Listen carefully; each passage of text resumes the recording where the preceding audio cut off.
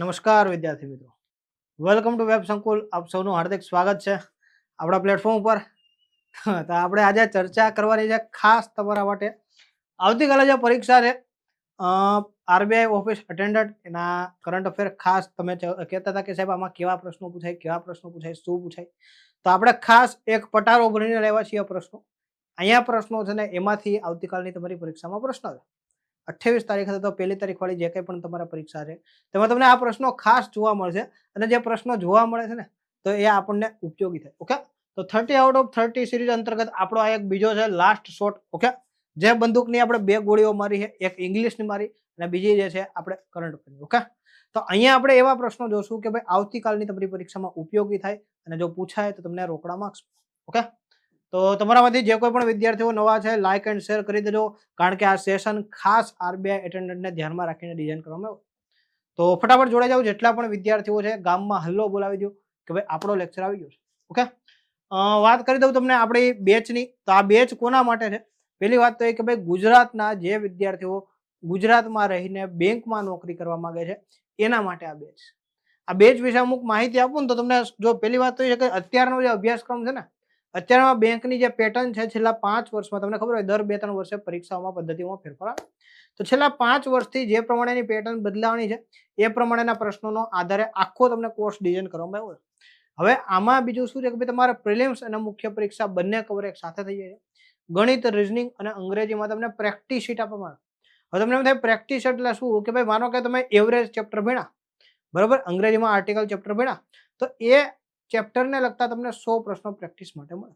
તમે સિલોક્સ ભણો છો, બરોબર, બ્લડ રિલેશન ભણો છો, તો આવા એક એક ટોપિકને ધ્યાનમાં રાખીને 100 પ્રશ્નોની પ્રેક્ટિસ શીટ મળે છે.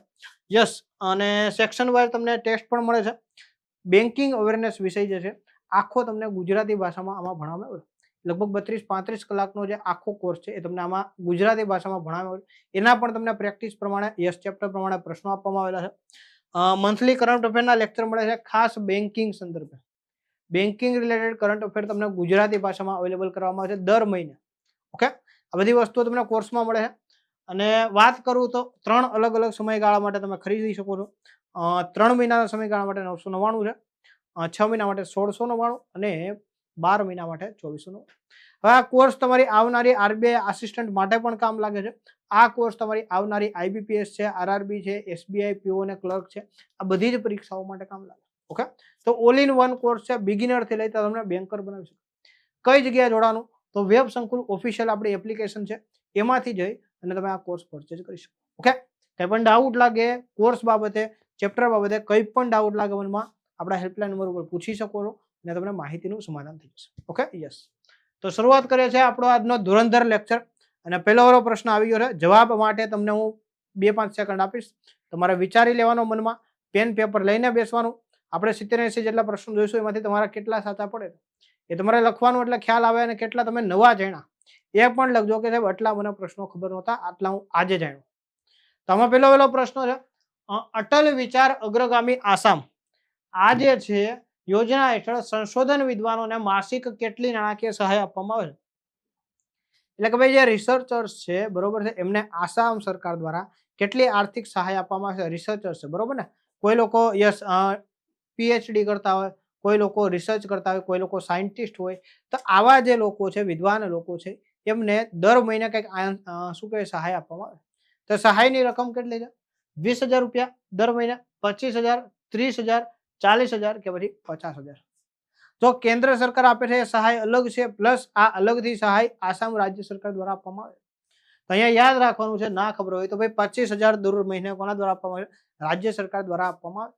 આમાં એવું હોય તમે યસ પરીક્ષા પાસ કરો છો પીએચડી માટે તમે યસ, તો તમને દર મહિને 40,000 જેવું પેમેન્ટ આપે છે. કોણ? કેન્દ્ર સરકાર આપે. તો આ લોકોએ એડિશનલ એમાં 25,000 બીજા એડ કર્યા કે તમે લોકો સંશોધન કરો તમે દ્વારા અમે પણ તમને દર મહિને 25,000 આપશું. યસ, આવું કંઈક હોય છે. તમને 2 વર્ષ સુધી આનો લાભ મળે છે. Okay, yes. નેક્સ્ટ છે, મખાનાના વિકાસ માટે કેન્દ્રીય ક્ષેત્ર યોજના માટે કુલ કેટલા નાણાકીય ખર્ચની મંજૂર કરવામાં આવે? હવે તમને ખબર છે કે ભાઈ ગઈ જે લોકસભાની ચૂંટણી ગઈ, બરોબર ને, જે યસ જનરલ ઇલેક્શન ગયું કે ભાઈ એમાં બિહારની જે કાંઈ પણ લોકસભાની સીટો છે એ લોકોએ ટેકો કોને આપ્યો? એનડીએ ગવર્મેન્ટને આપ્યો છે. એટલે ત્યારથી તમે જુઓ કે ભાઈ બિહાર બાબતે 24ની ચૂંટણીથી લઈ બિહાર બાબતે અલગ અલગ જે કાંઈ પણ છે તમને યોજનાઓ જોવા મળે. મખાના એ બિહારમાં થતું એક શું છે યસ ઉત્પાદન છે, ખૂબ સારું એવું છે, ન્યુટ્રિયન્ટથી ભરપૂર હોય છે, પ્રોટીન માટે ફાઈબર માટે ઉપયોગી છે. તો આવા મખાનાના વિકાસ માટે ગવર્મેન્ટે કુલ કેટલા 476.03 કરોડ રૂપિયા મંજૂર કર્યા છે. હવે તમને અહીંયા સીધું ન પૂછે, તમને એમ પૂછે કે ભાઈ મખાના બોર્ડ છે કઈ રાજ્યને લગતું છે, તો બિહારને લગતું આવે. ઓકે, એના વિકાસ માટે સરકારે 476.3 કરોડનો ખર્ચ કરેલો છે. ઓકે, 03 કરોડ. યસ. નેક્સ્ટ જોઈએ, ઉત્કૃષ્ટ આંતરરાષ્ટ્રીય પ્રદર્શન અને ઓલિમ્પિક સિદ્ધિઓ માટે કોને મેજર ધ્યાનચંદ ખેલ રત્ન આપવા માટે નોમિનેટ કરવામાં આવ્યા છે? જો નોમિનેટ કરવું અને મળવું અલગ બાબત છે, બરોબર. નોમિનેશન્સ કરવું એટલે શું છે કે ભાઈ એમનું યસ નામ સૂચવવામાં આવે કે ભાઈ અલગ અલગ લોકો દ્વારા નામ સૂચવવામાં આવે કે ભાઈ આ ભાઈને તમે આ એવોર્ડ આપો, પણ સરકાર નક્કી કરે અને સરકાર આપે ને ત્યારે એને શું કહેવાય, એને એવોર્ડ આપવામાં આવ્યો કહેવાય. તો ભારતમાં યસ ઓલિમ્પિકમાં અલગ અલગ સિદ્ધિઓ છે અને ભારતીય હોકી ટીમના વાઇસ કેપ્ટન છે એવા હાર્દિક સિંહ છે, બરોબર. એમને આ વસ્તુ માટે મેજર ધ્યાનચંદ ખેલ રત્ન એવોર્ડ 2025 માટે નોમિનેટ કરવામાં આવ્યા છે.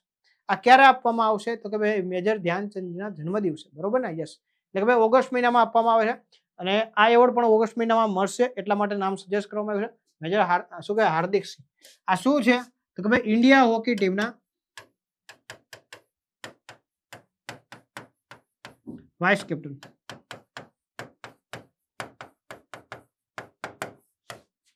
ચાલો તમને એક હોમવર્ક આપું, ઇન્ડિયન હોકી ટીમ છે એના કેપ્ટન કોણ છે, મેલ અને ફિમેલ બંને.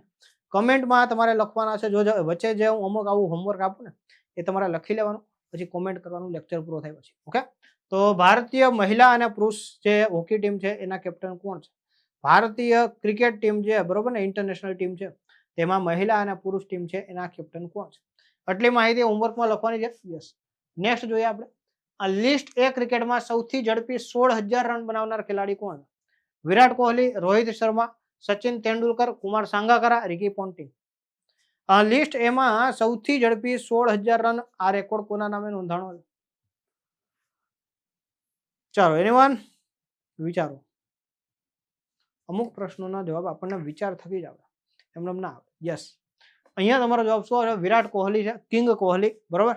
વિરાટ કોહલી જે છે યસ એમને શું છે 16,000 રન બનાવવાનો યસ ખિતાબ મળેલો છે, સૌથી ઝડપી. ઓકે, જાન્યુઆરી 2026માં કયું શહેર પુરુષો અને મહિલાઓ ટીમો માટે 72મી સિનિયર રાષ્ટ્રીય વોલીબોલ ચેમ્પિયનશિપનું આયોજન થશે? આ સિનિયર વોલીબોલ ચેમ્પિયનશિપ નેશનલ, બરોબર છે, કેટલામી 72 નંબરની કઈ જગ્યાએ આયોજન થશે? પ્રયાગરાજ, ભોપાલ, લખનઉ, પટના કે કાશી? ચલો આપો જવાબ. યસ, તો અહીંયા જવાબ શું આવશે? કાશી વારાણસી ખાતે. ઓકે, કાશી વારાણસી ખાતે શું છે આનું આયોજન થશે. Okay, yes. નેક્સ્ટ જોઈએ, વિજયવાડામાં આયોજિત 87મી સિનિયર રાષ્ટ્રીય બેડમિન્ટન ચેમ્પિયનશિપમાં મહિલા સિંગલ્સનો ખિતાબ કોને મળ્યો? વિજયવાડામાં આયોજન થયું હતું 87મી સિનિયર નેશનલ બેડમિન્ટન ચેમ્પિયનશિપ. તો આમાં જે સિંગલ્સનો ખિતાબ કોને મળેલો છે? તન્વી ખત્રી, તન્વી પત્રી, અસ્મિતા ચલિહા, માલવિકા યસ બંસોડ, સૂર્ય કરિશ્મા તમીરી કે આકર્ષી કશ્યપ? કોણ આવશે? યસ, બેડમિન્ટન એટલે શું છે? બેડમિન્ટનમાં શેનો ઉપયોગ થાય છે તો કે રેકેટનો ઉપયોગ થાય છે અને ફૂલનો ઉપયોગ થાય છે. યસ, ઓકે, અને શટલર પણ કહેવાય છે. અને જ્યારે ટેનિસમાં શું છે? બોલનો ઉપયોગ થાય. એ વસ્તુ યાદ રાખજો, ટેનિસમાં બોલ આવે અને બેડમિન્ટનમાં ફૂલ આવે. યસ, અહીંયા તમારો જવાબ જોવા છે સૂર્ય કરિશ્મા તનીરી. ઓકે, સૂર્ય કરિશ્મા તમીરી જે છે એનો યસ શું છે આ ખિતાબ મળ્યો છે મહિલા સિંગલ્સ. યસ, પુરુષ સિંગલનો ખિતાબ કોને મળ્યો છે? ચાલો તપાસ કરજો અને લખજો. યસ. નેક્સ્ટ કહીએ, કઈ ભારતીય સંસ્થા વર્લ્ડ પોલીસ અને ફાયર ગેમ્સ WPFG ના 2029 ના 8 રમત ગમતનું આયોજન કરશે? વર્લ્ડ ફાયર પોલીસ ગેમ્સ, બરોબર, world police and fire games તરીકે ઓળખાય છે. તો કઈ સંસ્થા દ્વારા એના 8 રમત ગમત વિષયનું સંચાલન કરવામાં આવશે 2029માં? અત્યારથી એના માટે બીડ થઈ હતી અને આ સંસ્થાને કામ સોંપવામાં આવ્યું છે. રાષ્ટ્રીય રક્ષા શક્તિ યુનિવર્સિટી, રાષ્ટ્રીય forensic science university, sports authority of India, Gujarat university કે પછી ઇન્દિરા ગાંધી શારીરિક સંસ્થા? કઈ જે સંસ્થા દ્વારા આ વસ્તુ કરવામાં આવશે તો આમાં RRU આવશે. ઓકે, રાષ્ટ્રીય રક્ષા શક્તિ યુનિવર્સિટી ગાંધીનગર ખાતે છે, એના દ્વારા આનું આયોજન કરવામાં આવશે ક્યારે? 2029. Okay, yes. યાદ રાખજો નેક્સ્ટ જે છે ઓલિમ્પિક બરોબર ને કોમનવેલ્થ એ પણ આપણે ગુજરાતમાં અમદાવાદમાં થવાની છે 2028-29 વાળી. ઓકે યસ, તો ધ્યાનમાં રાખજો. કયો ક્રિકેટર પુરુષોમાં 8 વિકેટ લેનાર ઇતિહાસનો પ્રથમ બોલર બન્યો T20 ઇન્ટરનેશનલમાં? એટલે કે ભાઈ T20 ઇન્ટરનેશનલમાં 8 વિકેટ લેનાર એક જ મેચમાં એવો પ્રથમ ખેલાડી કોણ? સોનમ યસે, વનિંદુ હસરંગા, રાશિદ ખાન, મુસ્તફિઝુર રહેમાન, કુલદીપ યાદવ. ચાલો કોણ છે? બરોબર ને, એક જ મેચમાં 8 વિકેટ લઈને ઇન્ટરનેશનલ T20 માં, તો અહીંયા જવાબ આવશે સોનમ યસે. સોનમ યસે ખાસ યાદ રાખજો નેપાળના ક્રિકેટર છે અને એના દ્વારા યસ શું છે કે ભાઈ 8 વિકેટ લેવામાં આવી છે. Yes, T20 international. યસ, મહિલા T20 ઇન્ટરનેશનલ ક્રિકેટમાં 152મી વિકેટ લઈને સૌથી વધુ વિકેટ લેનાર બોલર કોણ બન્યું? 152 વિકેટ લેનાર મહિલા T20 ઇન્ટરનેશનલમાં કોણ છે? દીપ્તિ શર્મા, એલિસ પેરી, ઝુલન ગોસ્વામી, મેગન શૂટ, અનીસા મોહમ્મદ. બોલો કઈ આવશે? Yes, anyone? યસ, તો અહીંયા જવાબ શું આવશે? દીપ્તિ શર્મા આવશે. તમને ખ્યાલ છે ટોમ બોય જેવા વાળ રાખે છે અને ઇન્ટરનેશનલ જે ICC વુમન વર્લ્ડ કપ છે એમાં પણ આમનું પરફોર્મન્સ ખૂબ સારું હતું. તો દીપ્તિ શર્મા છે એમણે તાજેતરમાં T20 ઇન્ટરનેશનલમાં 152મી વિકેટ લઈને સૌથી વધુ વિકેટ લેનાર મહિલા ખેલાડી બની ગયા. Okay yes. FIDE world rapid અને બ્લિટ્ઝ ચેસ ચેમ્પિયનશિપ 27મી આવૃત્તિ ક્યાં યોજાણી? Doha, Qatar, Moscow Russia, Dubai UAE, Almaty Kazakhstan, Oslo Norway. FIDE બરોબર ને, ફેડરેશન ઇન્ટરનેશનલ ડી ચેસ બરોબર ને, ચેસ માટેની જે છે ફિડે યસ સંસ્થા છે એના દ્વારા world rapid and blitz chess championship 2025ની 27મી આવૃત્તિ. તો અહીંયા યાદ રાખવાનું છે દોહા કતાર ખાતે યોજાણું હતું. જો આ પ્રશ્નો શું કામ છે, તમને આવા વન લાઇનર પૂછાય, તમને આવા વન લાઇનર પૂછાશે અને આમાંથી જે પ્રશ્નો છે આજના લેક્ચર જે છે એમાંથી તમને ઓછામાં ઓછા 3-4 માર્ક્સના પ્રશ્નો મળી જશે. યસ, ઓકે, તો અગત્યનું છે અને આપણને ખબર છે કે ભાઈ સિલેક્શન માટે આપણો એક માર્ક્સ કિંમતી છે. યસ, જેવો લેક્ચર પતશે ત્યારે આની PDF છે એ આપણા ટેલિગ્રામ ગ્રુપમાં મળી જશે. એટલે જે જોડવાનું બાકી હોય તો જે આપણું યુટ્યુબ ચેનલનું નામ છે ને SSC બેન્કિંગ રેલવે વેબ સંકુલ, એ જ નામ આપણી ટેલિગ્રામ ચેનલ છે, તેમાં જોડાઈ જવાનું અને જે કાંઈ પણ આપણા લેક્ચર્સ છે એની PDF તમને એમાં મળી જશે. ઓકે, હોકી ઇન્ડિયા દ્વારા ભારતીય મહિલા હોકી ટીમના મુખ્ય કોચ તરીકે કોની નિમણૂક કરવામાં આવી? પોતે કોસ્ટારિકાથી છે. કોસ્ટારિકા અમેરિકાનો એક દેશ છે બરોબર, ત્યાંથી છે આ મહિલા. ગ્રેહામ રીડ, રોયલેન્ડ ઓલ્ડમેન્સ, હરેન્દ્રસિંહ, જેનકે શોપમેન, સોડ મેરિજન. કોણ આવશે? યસ, યસ, તો અહીંયા તમારો જવાબ શું આવશે? ઓકે, સોડ મેરિજન આવશે. યસ, સોડ મેરિજન. સોડ મેરિજન છે યસ એ હોકી ઇન્ડિયા મહિલા ટીમના મુખ્ય કોચ તરીકે નિમણૂક થઈ. દક્ષિણ ધ્રુવ પર સ્કીઇંગ કરનારી સૌથી નાની ઉંમરની ભારતીય અને વિશ્વની બીજી સૌથી નાની ઉંમરની મહિલા કોણ? સાઉથ પોલ ઉપર બરોબર ને, એન્ટાર્કટિક અને આર્કટિક, ઉત્તર ધ્રુવ અને દક્ષિણ ધ્રુવ. દક્ષિણ ધ્રુવમાં સ્કીઇંગ કરનાર, સ્કીઇંગ એટલે શું છે? એક ટાઈપનું સર્ફર જેવું આવે. યસ, આજે બે લાકડીઓ સાથે લઈ અને બરફમાં જે સરકવાનું હોય એને સ્કીઇંગ કહેવાય. તો આ વસ્તુ કરનારી સૌથી નાની ઉંમરની ભારતીય અને વિશ્વની બીજી સૌથી નાની ઉંમરની કોણ બની? કામ્યા કાર્તિકેય બની છે. ઓકે, તો યાદ રાખજો દક્ષિણ ધ્રુવ ઉપર સ્કીઇંગ કરનારી મહિલા કોણ છે? કામ્યા કાર્તિકેય છે. યસ, નેક્સ્ટ છે તાજેતરમાં કયા એથ્લીટે પોતાની એથ્લીટ મેનેજમેન્ટ ફર્મ વેલ સ્પોર્ટ્સ શરૂ કરી છે? એણે એક ફર્મ શરૂ કરી છે, પોતાની એક કંપની, જેનું નામ આપ્યું છે વેલ સ્પોર્ટ્સ. અને જેમાં શું છે કે યસ સ્પોર્ટ્સને લગતા જે કાંઈ પણ અલગ અલગ સલાહ છે, ટ્રેનિંગ છે, એના યસ જે કાંઈ પણ સ્પોર્ટ્સને લગતા સાધનો છે, આ બધી વસ્તુઓનું વેચાણ કરવામાં આવશે. તે કોણ આવશે? તો એ આવશે આપણા નીરજ ચોપરા બરોબર, ભાલા ફેંકમાં ગોલ્ડ મેડલ લાવવા વાળા. તો અહીંયા તમારો જવાબ શું આવશે? નીરજ ચોપરા આવશે. યસ, નામ છે well sports. Yes, Sydney cricket ground ખાતે 5મી એશિઝ ટેસ્ટ દરમિયાન કઈ ટીમે એક જ ઇનિંગમાં 50 કે તેથી વધુ રનની 7 ભાગીદારી કરી? એટલે કે ભાઈ 7 એવી પાર્ટનરશિપ થઈ આ સિડની ક્રિકેટ ગ્રાઉન્ડ ખાતે એશિઝ ટેસ્ટ દરમિયાન કે જે શું છે કે ભાઈ 50 થી વધુ રન થયા હોય. ઇંગ્લેન્ડ, ભારત, દક્ષિણ આફ્રિકા, ઓસ્ટ્રેલિયા કે ન્યુઝીલેન્ડ. ચલો, કોનામાં આવો રેકોર્ડ બન્યો? આ યુનિક એક પ્રકારનો રેકોર્ડ કહેવાય કે 7 એવી પાર્ટનરશિપ થઈ આ ટેસ્ટ દરમિયાન કે જેમાં 50 કરતા વધુ રન હોય. યસ, તો અહીંયા શું આવશે? Okay, Australia. ઓસ્ટ્રેલિયા દ્વારા એ પાર્ટનરશિપ થઈ છે કે જેના અંતર્ગત 7 અલગ અલગ વખત શું છે 50 કરતા વધુ રન થયા હોય. ઓકે,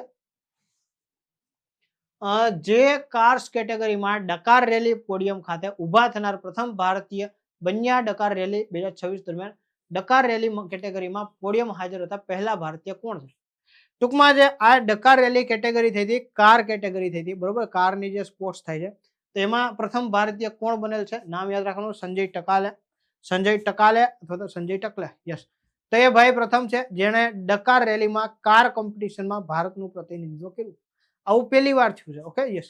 પ્રશ્ન થોડોક સિમ્પલ કરીને સમજો કે ડકાર રેલી, કાર રેલી જે થઈ હતી એમાં ભારત તરફથી રિપ્રેઝેન્ટેટિવ કોણ બન્યું છે? તો આવશે Sanjay Takale. Okay, yes. Dakar rally 26 દરમિયાન કાર કેટેગરીમાં જો અહીંયા યસ, એનો એ પ્રશ્ન બીજી વાર આવી જશે, જવાબ તમારો સેમ આવશે, સંજય ટકાલે. ઓકે, ટાકલે. યસ. કયા ભારતીય ઓલિમ્પિયન અને એશિયન ગેમ્સના સુવર્ણ ચંદ્રક વિજેતા મધ્યમ અંતરના દોડવીરે 15 વર્ષની આંતરરાષ્ટ્રીય કારકિર્દી પછી એથ્લેટિક્સમાંથી નિવૃત્તિ લીધી? એટલે કે ભાઈ આ ભારતીય ઓલિમ્પિક્સ અને એશિયન ગેમ્સમાં એશિયન જે દોડ છે, બરોબર છે, યસ, ગેમ્સ, એમાં દોડનાર છે, ગોલ્ડ મેડાલિસ્ટ છે અને એને તાજેતરમાં નિવૃત્તિ જાહેર કરી છે. તો અહીંયા નામ તમારે યાદ રાખવાનું છે. શું છે? યસ, જીન્સન જોન્સન. શું છે? પિન્ટુ લુકા નહીં આવે. શું આવશે? યસ, જીન્સન જોન્સન છે. એથ્લીટ હતા, દોડવીર હતા, જેણે ભારતનું એશિયનમાં અને ઓલિમ્પિકમાં રિપ્રેઝેન્ટેશન કર્યું છે. ઓકે, તો એણે નિવૃત્તિ જાહેર કરી છે 15 વર્ષના પોતાની કારકિર્દી પછી. બીજી ખેલો ઇન્ડિયા બીચ ગેમ્સ કઈ જગ્યાએ યોજાણી? ખેલો ઇન્ડિયા બીચ ગેમ્સનું આયોજન આ વખતે કઈ જગ્યાએ થયું છે? 2025માં. Marina beach Mumbai, Kovalam beach Kerala, Ghoghla beach Diu, Calangute beach yes Goa કે પછી જોહુ બીચ યસ મુંબઈ ખાતે. કઈ જગ્યાએ આવશે? યસ. તો અહીંયા તમારો જવાબ શું આવશે ખબર? યસ, તો ઘોઘલા બીચ ખાતે આયોજન થયું હતું. અહીંયા તમારો જવાબ શું આવશે? યસ, દીવ આવશે. ઓકે, ઘોઘલા બીચ દીવ ખાતે આ બીચ ગેમ્સનું આયોજન થયું. બીચ ગેમ્સમાં એવી રમતો કે જે દરિયા કિનારે રમવામાં આવતી હોય, તો એનું આયોજન થયું હતું ખેલો ઇન્ડિયા અંતર્ગત. સરકારનો ખેલો ઇન્ડિયા ઇનિશિયેટિવ છે એ શું કરે છે કે ભાઈ દેશના યુવાનોને અલગ અલગ રમતો માટે પ્રોત્સાહન આપે, કોમ્પિટિશન કરાવે છે, વિજેતાઓને યસ સહાય આપવામાં આવે છે, આર્થિક સહાય આપવામાં આવે છે, નાણાકીય સહાય આપવામાં આવે છે, ટ્રેનિંગ આપવામાં આવે છે. આ બધી વસ્તુથી શું છે? ભારતનું પરફોર્મન્સ સુધારવા માટે. તો સરકારે આ જે ઇનિશિયેટિવ શરૂ કર્યું છે એમાં ખેલો ઇન્ડિયા નેશનલ ગેમ્સ હોય, ખેલો ઇન્ડિયા યસ યુનિવર્સિટી ગેમ્સ હોય, ખેલો ઇન્ડિયા યસ સ્કૂલ ગેમ્સ હોય. આવી અલગ અલગ ગેમ યોજાય છે. આ બીચ ગેમ્સ પણ યોજાણી, જે આ વખતે બીજી આવૃત્તિ હતી 25માં. સિડની ક્રિકેટ ગ્રાઉન્ડ પર પોતાની છેલ્લી ટેસ્ટ રમ્યા પછી કયા ઓસ્ટ્રેલિયન ક્રિકેટરે ઇન્ટરનેશનલ ક્રિકેટમાંથી નિવૃત્તિ જાહેર કરી? હવે એણે એમ કીધું કે ભાઈ હું ઇન્ટરનેશનલ ક્રિકેટ નહીં રમું, તો આ છેલ્લી મેચ હતી સિડની ક્રિકેટ ગ્રાઉન્ડ ખાતે. યસ, તો David Warner, Steve Smith, Mitchell Starc, માર્સ બુશમેન કે ઉસ્માન ખ્વાજા. અહીંયા નામ એક યાદ રાખજો, તમને નવાઈ લાગે, પરંતુ આ ઓસ્ટ્રેલિયન ટીમના ક્રિકેટર છે જેનું નામ શું છે? ઉસ્માન ખ્વાજા. તો ઓકે, મૂળ પાકિસ્તાનના હતા, પરંતુ શું છે કે ભાઈ ત્યાં રહેતા હોય એટલે ઓસ્ટ્રેલિયાની નાગરિકતા મળી હોય, ઓસ્ટ્રેલિયા ક્રિકેટ ટીમમાં રમે. ત્યારે ઉસ્માન ખ્વાજા જે છે એમણે નિવૃત્તિ જાહેર કરી છે ઇન્ટરનેશનલ ક્રિકેટમાંથી. યસ. કયા ઓસ્ટ્રેલિયન ક્રિકેટરે T20 વર્લ્ડ કપ 26 પહેલા તમામ પ્રકારના ફોર્મેટમાંથી નિવૃત્તિ જાહેર કરી છે? તો T20 વર્લ્ડ કપ જે અત્યારે ચાલી રહ્યું છે એની પહેલા જ આ ખેલાડીએ પોતાની નિવૃત્તિ જાહેર કરી દીધી. તમામ ફોર્મેટ એટલે કે ભાઈ T20, ટેસ્ટ, ઇન્ટરનેશનલ, બરોબર, યસ, ઓડીઆઈ, આ બધાની વાત આવે. યસ, મેગ લેનિંગ છે, એલિસ પેરી છે, એલિસા હિલી છે, બેથ મુની છે, એશલી ગાર્ડનર છે. શું આવશે? યસ યસ ડિયર, તો અહીંયા આપણે એ જ જોવાનું છે. અહીંયા તમારો જવાબ શું આવશે? યસ, અહીંયા જવાબ આવશે આપણો એલિસા હિલી. કોના દ્વારા? એલિસા હિલી દ્વારા જાહેરાત કરવામાં આવી છે બધા પ્રકારના ક્રિકેટમાંથી નિવૃત્તિ. નેક્સ્ટ જોઈએ આપણે. તાજેતરમાં વિરાટ કોહલીએ ઇન્ટરનેશનલ ક્રિકેટમાં હેડલાઇન્સમાં કેમ છે? શા માટે છે? સૌથી વધુ ઓડીઆઈ રન બનાવનાર ખેલાડી, સૌથી ઝડપી 28,000 ઇન્ટરનેશનલ રન બનાવનાર ખેલાડી, ICC player of the year, ટેસ્ટમાં બેવડી સદી મારનાર કે પછી ફરીથી કેપ્ટન બનનાર. ઇન્ટરનેશનલ ક્રિકેટમાં વિરાટ કોહલી છે ચર્ચામાં છે. એનું કારણ શું? આગળ તો આપણે જોયું કે ભાઈ સૌથી ઝડપી 16,000 રન બનાવ્યા. આ સિવાય ચર્ચામાં છે શા માટે? કે ભાઈ સૌથી ઝડપી 28,000 ઇન્ટરનેશનલ રન બનાવ્યા. તો એમાં પણ એના કારણે પણ ચર્ચામાં છે કે ભાઈ આવું આ એક જ ખેલાડી છે જેને સૌથી ઝડપી ઓછી મેચોમાં આટલા બધા રન બનાવ્યા ઇન્ટરનેશનલ ક્રિકેટમાં. ઓકે, યસ, એટલે કોઈ પણ અન્ય દેશની સામે જે મેચ રમાતી હોય એમાં. યસ. પુણે ગ્રાન્ડ ટૂર 2026 માટે ગુડવિલ એમ્બેસેડર તરીકે કોની નિમણૂક કરવામાં આવી? બરોબર, અને આ આંતરરાષ્ટ્રીય સાયકલિંગ રેસ છે, ઇન્ટરનેશનલ સાયકલિંગ રેસ છે, પુણે ગ્રાન્ડ ટૂર 2026 તરીકે ઓળખાય છે. અને એના એમ્બેસેડર કોણ બનાવવા છે તો કે ભાઈ આપણા ધોનીભાઈ, બરોબર ને, MS Dhoni, Thala four reason 7 number. તો એમને શું છે, યસ, એમને અહીંયા યસ બ્રાન્ડ એમ્બેસેડર બનાવવા આવે. ધોની જે છે એ પ્રમોટ કરશે સાયકલિસ્ટને, ઓકે, આ ટૂરમાં. યસ, નેક્સ્ટ પ્રશ્ન છે, ખેલો ઇન્ડિયા વિન્ટર ગેમ્સની 6ઠ્ઠી આવૃત્તિ ક્યાંથી શરૂ થઈ? શિમલા, ગુલમર્ગ, NDA સ્ટેડિયમ, લેહ, મનાલી કે પછી ગંગટોક? તો અહીંયા તમારે યાદ રાખવાનું છે, NDA સ્ટેડિયમ ક્યાં આવેલું છે? લેહ ખાતે આવેલું છે, બરોબર. નવાબ દોરજાંગ ડેંગચુન, બરોબર. નવાબ દોરજાંગ સ્ટેપડંગ કહેવાય, નવાબ દોરજાંગ સ્ટેડિયમ. આ જે સ્ટેડિયમ છે એ લેહ ખાતે છે અને ત્યાંથી આને લોન્ચ કરવામાં આવ્યું છે. Yes, okay. 2025-26 સિઝનના ફાઇનલમાં સૌરાષ્ટ્રને હરાવીને કઈ ટીમે પોતાનો પહેલો વિજય હજારે ટ્રોફી જીત્યો? કર્ણાટક, તમિલનાડુ, મુંબઈ, વિદર્ભ કે પછી બંગાળ? જો સૌ પ્રથમ છે અને સૌરાષ્ટ્રને હરાવીને જીતવામાં આવ્યું છે, એટલે કે ભાઈ આ જે વિજય હજારે ટ્રોફી છે એમાં રનરઅપ તરીકે સૌરાષ્ટ્ર બનેલ છે. અને કોણ જીતેલું છે તો યાદ રાખજો, વિદર્ભ દ્વારા જીતવામાં આવ્યું છે. Okay, yes. સૌથી વધારે કોણે જીતેલ છે તો અહીંયા બે રાજ્ય આવશે, તમિલનાડુ અને કેરળ. કર્ણાટક, યસ. કેટલી 5-5 જીતવામાં આવી છે. Yes, okay. આ બંને દ્વારા 5-5 આ સિરીઝ જીતવામાં આવી છે. અને અહીંયા આ વખતની 2025-26 ની જે આવૃત્તિ છે એ કોણે જીતેલ છે? વિદર્ભે જીતેલી છે. Okay, yes.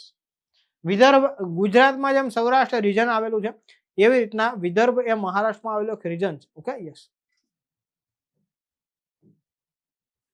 કયા ભારતીય શહેરે 2028 વર્લ્ડ ઇન્ડોર એથ્લેટિક્સ ચેમ્પિયનશિપનું આયોજન કરવા માટે બોલી લગાવી છે? નવી દિલ્હી, આસામ, ભુવનેશ્વર, મુંબઈ કે પછી ચેન્નઈ? હવે ઇન્ડોર ગેમ્સનું આયોજન અહીંયા થશે. ઇન્ડોર એથ્લેટિક ગેમ એટલે એવી ગેમ કે જે અંદર ખાને રમાય, મેદાનમાં નહીં, બરોબર ને. આમાં શું આવે? યસ, આમાં યસ એથ્લેટિક્સમાં શું આવે? યસ, તો કે આમાં ગોળા ફેંક આવે, પછી લાંબી કૂદ, ઊંચી કૂદ આવે, બરોબર છે. યસ, આપણે ઓલું શું કહેવાય, બરછી ફેંક આવે, ભાલા ફેંક આવે, આવી બધી વસ્તુ આવે. યસ, તો આવી જે એથ્લેટિક્સ ગેમ છે, બરોબર, સાયકલિંગ આવે. યસ, તો એમાં આ આયોજન કોના દ્વારા? ભુવનેશ્વર, ઓડિશા ખાતે બોલી લગાવવામાં આવી છે કે ભાઈ 2028માં જે આ ચેમ્પિયનશિપ થાય, વર્લ્ડ ઇન્ડોર ગેમ્સ ચેમ્પિયનશિપ, તો એમાં કોણ? અમે આયોજન કરીશું. Yes, okay. તમે જુઓ છેલ્લા 2-3 વર્ષથી 5 વર્ષથી સ્પોર્ટ્સ બાબતે ભારત જે છે ખૂબ એક્ટિવ થઈ ગયું. અલગ અલગ સ્પર્ધાઓનું આયોજન કરે છે, વર્લ્ડ ક્લાસ બધી સ્પોર્ટ્સ સુવિધાઓ બનાવે. શું કામ? કે તમને ખ્યાલ છે કે ભાઈ ખાલી એકેડેમિક્સ જરૂર નથી, જીવનમાં કોઈ પણ એક સ્પોર્ટ્સ રમતા પણ તમે જરૂરી છે. ઓકે, તો સરકાર પણ એને પ્રમોટ કરે છે. અહીંયા તમે જુઓ કે ભાઈ આ ભુવનેશ્વર ખાતે આ વસ્તુ થઈ છે. કયા ભારતીય બેડમિન્ટન દિગ્ગજ, પદ્મ પુરસ્કાર વિજેતા અને ભૂતપૂર્વ વિશ્વ નંબર 1 ખેલાડી 21 વર્ષની કારકિર્દી પછી બેડમિન્ટનમાંથી નિવૃત્તિ આપે? એટલે હવે એમણે જાહેર કર્યું કે ભાઈ કોમ્પિટિટિવ બેડમિન્ટનમાં હું નહીં રમું. સાયના નેહવાલ, PV સિંધુ, જ્વાલા ગટ્ટા, અશ્વિની પોનપ્પા, અપર્ણા પોપટ? કોણ આવશે? યસ, તો યાદ રાખજો એ જ વ્યક્તિ છે કે જેમણે ભારતને 2 વખત સન્માન અપાવ્યું છે ઓલિમ્પિક્સમાં. ઓકે, 2 મેડલ જીતનાર વ્યક્તિ, સિલ્વર મેડલ અને બ્રોન્ઝ મેડલ જીતનાર વ્યક્તિ સાયના નેહવાલ, કોમનવેલ્થમાં ગોલ્ડ જીતનાર મહિલા, અને અનેક વખત શું છે ભાઈ વૈશ્વિક ઓલિમ્પિકમાં પણ, યસ, વૈશ્વિક જે બેડમિન્ટન ચેમ્પિયનશિપ થાય એમાં પણ ખૂબ સારું કામ કરનાર સાયના નેહવાલ છે. એમણે તાજેતરમાં નિવૃત્તિ જાહેર કરી છે. ઓકે, એમને પદ્મ પુરસ્કાર પણ આપેલો છે. યસ, અને વર્લ્ડ નંબર 1 ખેલાડી પણ બનેલા છે. યસ, સાયના નેહવાલ. યસ, તેમણે નિવૃત્તિ જાહેર કરી. નેક્સ્ટ છે, ટાટા સ્ટીલ ચેસ ઇન્ડિયા 2026માં કયા મહિલા બ્લિટ્ઝ ટાઇટલ જીત્યું? ટાટા સ્ટીલ દ્વારા ચેસ ઇન્ડિયા 2026 નું આયોજન થયું. તો એક મહિલા છે, એણે ભારતની ખેલાડી વંતિકા અગ્રવાલ એને હરાવીને આ ટાઇટલ જીતેલું. ઓકે, આ ભારતના ખેલાડી એમાં ફાઇનલમાં હતા અને એની સામે કોણ હતા? કેરિસા ચીપ હતા. આ કેરિસા ચીપ ક્યાંથી છે? અમેરિકાથી. આ ક્યાંથી છે? USA. તો ફાઇનલમાં ભારતના વંતિકા અગ્રવાલ છે, એમને હરાવીને yes Tata steel chess India જે કોમ્પિટિશન છે એ જીતી લીધું છે અને મહિલા બેડ્સમાં પોતાનું સ્થાન હાંસલ કર્યું. Okay, yes. ચાલો નેક્સ્ટ જોઈએ. યા ટેનિસ ખેલાડીઓ ગ્રાન્ડ સ્લેમ ટુર્નામેન્ટમાં 400 સિંગલ ટાઇટલ જીત મેળવનાર કોણ છે? અલગ અલગ નાના મોટા 400 ટાઇટલ જીતનાર વ્યક્તિ કોણ છે? નોવાક જોકોવિચ, Serbian, okay, Roger Federer, Rafael Nadal, Andy Murray કે પછી કાર્લોસ અલ્કારાઝ? ચાલો શું આવશે? જો વિદ્યાર્થીઓ આ જે પ્રશ્નો છે ને આ અલગ અલગ કરંટ આવશે, સરકારી યોજનાઓ છે, રમત ગમત છે, બરોબર છે, રાજ્યોના ન્યૂઝ આવશે, બધું આવશે. અને આમાંથી પ્રશ્નો તમને આવશે આવતીકાલના પરીક્ષામાં, પરમ દિવસની પરીક્ષામાં. Okay, yes. તો એ ધ્યાનમાં રાખવાનું. અહીંયા તમારો જવાબ શું છે? નોવાક જોકોવિચ આવશે, સર્બિયન ખેલાડી છે અને એમના દ્વારા શું છે 400 અલગ અલગ સિંગલ ટાઇટલ જીતીને એક ઇતિહાસ કરી નાખ્યો કે અત્યાર સુધીમાં આટલા ટાઇટલ તો કોઈએ નથી જીત્યા. Okay, yes. અને ટેનિસ, આજે વાત કોની થાય? ગ્રાન્ડ સ્લેમ ટેનિસમાં હોય. Okay, yes. ટેસ્ટ એટલાસ, બરોબર, ટેસ્ટ એટલાસ દ્વારા જારી કરાયેલા ગ્લોબલ ફૂડ સિટી રેન્કિંગ 2025-26માં વિશ્વના બેસ્ટ ફૂડ શહેરોમાં કયા ભારતીય શહેરને 5મું સ્થાન મળ્યું? કે સૌથી સારું ફૂડ જે વિશ્વનું હોય ને એમાં 5મા સ્થાને ભારતનું એક શહેર છે. એનું નામ શું છે? એનું નામ છે મુંબઈ. ઓકે, મુંબઈ એવું છે. યસ. આમાં પહેલા સ્થાને શું છે? નેપલ્સ છે. ઓકે, નેપલ્સ, ઇટાલીનું નેપલ્સ છે પહેલા સ્થાને. યસ. Okay, yes. તો આ આપણે એટલા ધ્યાનમાં રાખવાના છે. નેક્સ્ટ જોઈએ. ભારતમાં મહિલાઓ માટેના ટોચના શહેરો 2025 મુજબ કયા શહેરને મહિલાઓ માટે શ્રેષ્ઠ શહેર માનવામાં આવે છે? એટલે કે ભાઈ કામગીરી બાબતમાં અહીંયાના જે મહિલાઓ જેટલી સેફ છે ને એટલે ક્યાંય નથી. જે કાંઈ પણ વર્ક પ્લેસ છે, યસ, ત્યાં જે કાંઈ પણ કામગીરી થઈ રહી છે એમાં સૌથી સેફ મહિલાઓને અહીંયા માનવામાં આવે છે. ચેન્નઈ, પુણે, હૈદરાબાદ, બેંગ્લોર કે મુંબઈ? તો અહીંયા તમારો જવાબ આવશે સૌથી સેફ કઈ કે બેંગલુરુ ખાતે માનવામાં આવે છે કે અહીંયા મહિલાઓ સાથે કોઈ પણ પ્રકારનો ભેદભાવ કે કોઈ પણ શોષણ ઉત્પીડન થતું નથી અને મહિલાઓ સૌથી વધારે બીજા બધા શહેરોની સરખામણીમાં સુરક્ષિત છે. યસ.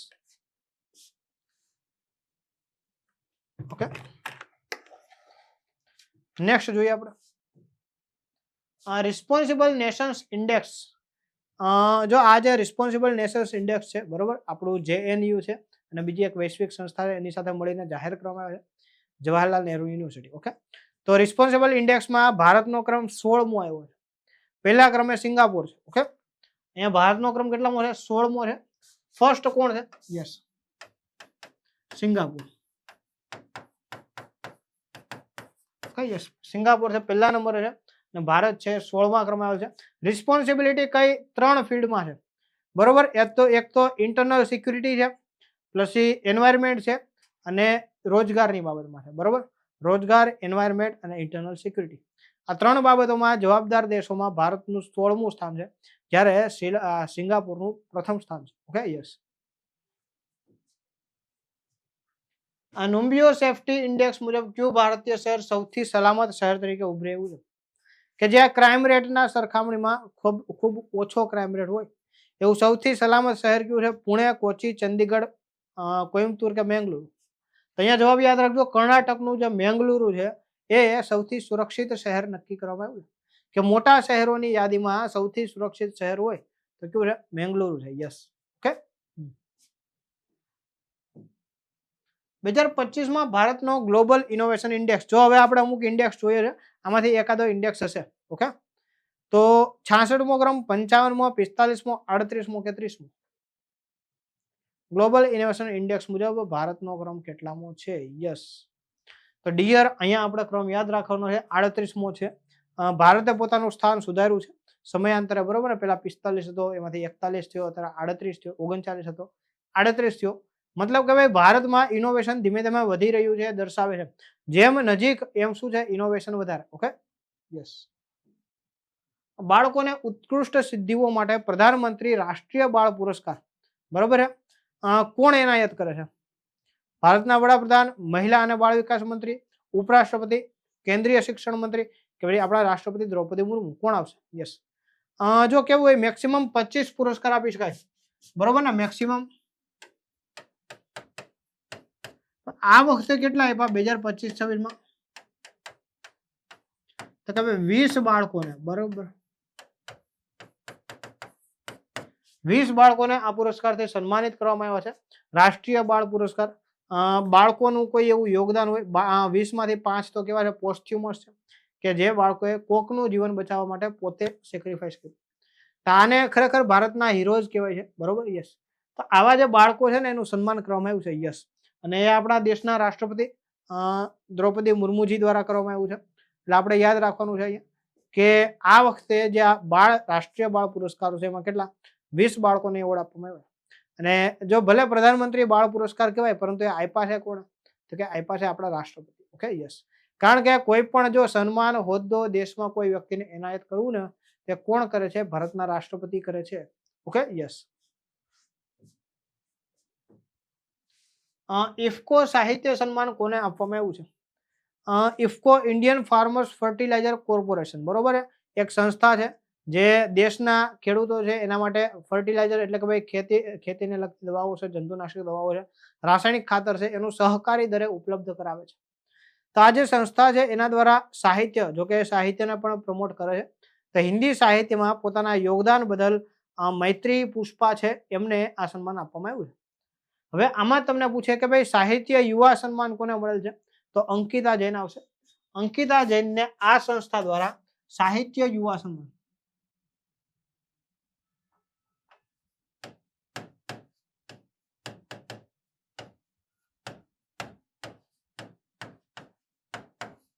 ઓકે, એ આપવામાં આવ્યું છે.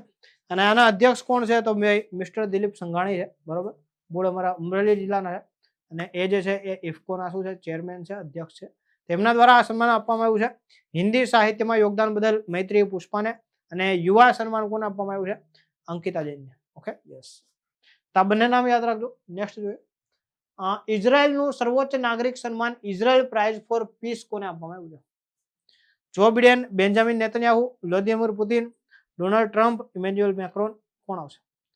તો પીસ પ્રાઇઝ માટે તમને ખબર છે કે ભાઈ એક જ વ્યક્તિ છે જેને બહુ શોખ છે પીસ પ્રાઇઝ મેળવવાનો, તો એમને આ સન્માન આપવામાં આવ્યું છે, મિસ્ટર ડોનાલ્ડ ટ્રમ્પ, જેને ઓસ્કારનું પણ પીસ પ્રાઇઝ જોતું હતું પરંતુ આ વખતે નથી આપ્યું. મારિયા કોરિના મચાડો જે એક મહિલા છે એને આપી દેવામાં આવ્યું છે. યસ. તો અહીંયા તમને વાત થાય છે ઇઝરાયલ પીસ પ્રાઇઝની, તો આ કોને આપવામાં આવ્યું છે? ડોનાલ્ડ ટ્રમ્પને આપવામાં આવ્યું છે. Okay, yes. નેક્સ્ટ જોઈએ આપણે. નેક્સ્ટ તમને પ્રશ્ન શું કે છે કે સાહેબ કિંગ ચાર્લ્સ ત્રીજાની ન્યૂ યર ઓનર્સ લિસ્ટમાં કોને ડેમ હુડ પુરસ્કાર આપવાનો? ચાલો આનો જવાબ આપો. ડેમ હુડ પુરસ્કાર કોને આપ્યો છે? ત્યાં હું પાણી પી લઉં. યસ, બોલો શું આવશે જવાબ? યસ મારા વહાલા વિદ્યાર્થીઓ, શું આવશે? ઓકે, તો આ મળેલું છે મીરા શ્યાલને. મીરા શ્યાલ છે શું છે? તો કે સાહેબ એ એક કોમેડિયન છે, એક્ટર છે અને લેખિકા છે. ક્યાં છે? તો કે ભાઈ લંડનમાં રહે છે. ઓકે, તો એમને આ સન્માન મળેલું છે. મીરા શ્યાલ છે, બરોબર, એક અભિનેત્રી છે, એક કોમેડિયન છે અને એક લેખિકા છે. તેને આ સન્માન મળેલ છે. ડેમ હુડ, મૂળ ઇન્ડિયન છે, બરોબર, અત્યારે ક્યાં રહે છે? યસ, તો અત્યારે રહે છે ત્યાં, યસ, અમેરિકા, શું કહે, લંડન ખાતે. યસ. ફિલિપાઇન્સમાં કમાન્ડ એન્ડ જનરલ સ્ટાફ કોલેજમાં બેસ્ટ આંતરરાષ્ટ્રીય લશ્કરી વિદ્યાર્થી, international military student, best international military સ્ટુડન્ટનો એવોર્ડ કોને મળશે? આપણા ભારતીયનો મેળો છે એટલે ગર્વની વાત છે. ઇન્ટરનેશનલ લેવલે ફિલિપાઇન કમાન્ડમાં આપવામાં આવ્યો છે. યસ, કે આવા વિદ્યાર્થી અમે ક્યાંય નથી જોયા. ઓકે, કમાન્ડર અનિલ નાયર, અખિલ નાયર, કમાન્ડર અભિનવ સિંહ, કમાન્ડર રવિકુમાર, કેપ્ટન અર્જુન મહેતા કે કમાન્ડર સુરેશ અય્યર, કોણ આવશે? યસ, તો અહીંયા તમારો જવાબ શું આવશે? કમાન્ડર અખિલ નાયર આવશે. ઓકે, કોણ આવશે? કમાન્ડર અખિલ નાયર, કે જેને આ પુરસ્કાર આપવામાં આવ્યો છે. યસ. ઓકે, ભૂગર્ભ ફૂગ નેટવર્ક એટલે કે ભાઈ ભૌતિક જે યસ ફંગસ છે એના નેટવર્ક ઉપર સંશોધન કરવા બદલ એક પર્યાવરણ સિદ્ધિ જે છે એના માટે ટાઇટલ પુરસ્કાર આપવામાં આવ્યો છે. તો ટોબી કિયર્સ, બરાબર, વંદના શિવા, જેન ગુડોલ, સિલ્વિયા અર્લ કે રશેલ કાર્સન, કોને આપવામાં આવ્યો? અમેરિકન છે આ, બરોબર ને, ભૂગર્ભ શાસ્ત્રી આપણે જેને કહીએ ભાઈ ભૂવૈજ્ઞાનિક જેને કહેવામાં આવે છે. તો આ ભૂવૈજ્ઞાનિક છે ટીમ કિયર્સ એનું નામ છે. એમને આ એવોર્ડ મળેલ છે ટાઇટલ પ્રાઇઝ. ઓકે, આને શું કહેવાય? ટાઇટલ પ્રાઇઝ કહેવાય છે. $2 લાખ મળે આમાં. આ જે એવોર્ડ અંતર્ગત એટલે $2 લાખ ની રાશિ મળે છે. ટોબી કિયર્સને આપવામાં આવ્યો છે આ વર્ષનો. એટલે ખાસ અગત્યનું છે, યાદ રાખજો. 2025 વાળો આ જે ટાઇટલ પુરસ્કાર છે કોને આપવામાં આવ્યો છે? ટોબી કિયર્સને આપવામાં આવ્યો છે. યસ. ઓકે, નેક્સ્ટ જોઈએ. શાંતિ નિશસ્ત્રીકરણ માટે ઇન્દિરા ગાંધી રાષ્ટ્રીય પુરસ્કાર 2025 વાળો કોને આપવામાં આવ્યો છે? યસ. ઓકે, ટૂંકમાં શાંતિ નિશસ્ત્રીકરણ માટે ઇન્દિરા ગાંધી પીસ પ્રાઇઝ, તો આ કોને આપવામાં આવ્યો છે 2025 માટે? Ellen Johnson Sirleaf, Graca Machel, Malala Yousafzai, Michelle Bachelet, Graca Silva, કોણ આવશે?